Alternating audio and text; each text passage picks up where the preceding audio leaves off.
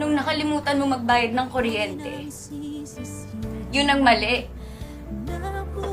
Nung nakalimutan mo yung anniversary natin, mali yun. Nung nagawa mo, lokohin, mali din yun. Pero para ulitin mo, hindi na yun mali. May sakit ka na. Lasing ka na. Ano ngayon kung lasing ako? Amoy na amoy ko lahat ng kasinungaling mo na nagkagaling dyan sa bibig mo. Lahat ng mga kasalanan mo na pilit mong tinatago sa akin ng paulit-ulit. Han, please. Huwag muna tayo mag-usap ngayon. Baka pareho natin pagsisihan ang mga sasabihin natin.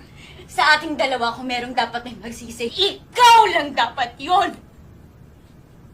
Pero bakit parang ako lang? Bakit parang ako lang yung nagsisisi? Nangihinayang sa